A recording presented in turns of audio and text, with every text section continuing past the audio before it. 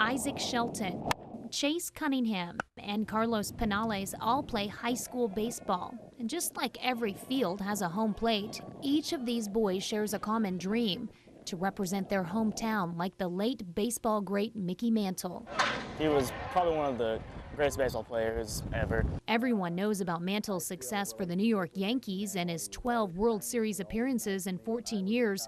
But his roots in Northeast Oklahoma could easily be lost among the fame he received in the national spotlight. We have a huge natural resource with Mickey Mantle's legend, not only here but in Baxter and in Joplin, and that definitely puts this whole area on the map. The baseball field in Commerce is appropriately named Mickey Mantle Field.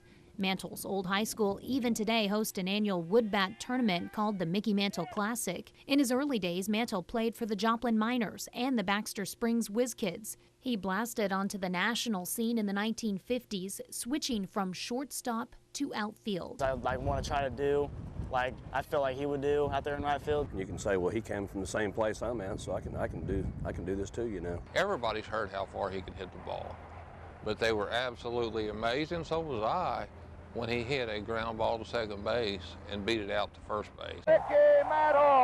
I think sometimes it gets mind-boggling to some of the kids and even to myself the amount of success and how talented he actually was. I'm going to lead the league in runs batted in, home runs, and hitting, and that's my goal for this year.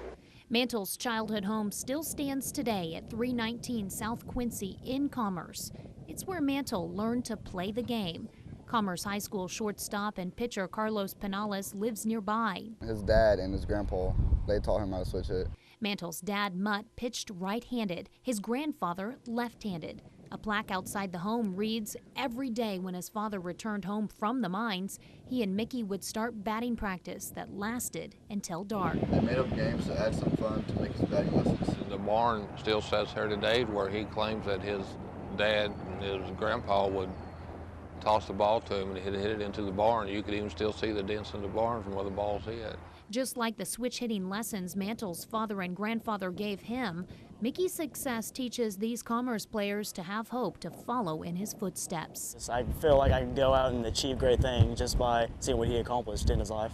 If you put your mind to it, you can achieve big things. Really tells me that anything could happen as long as you give it 100%.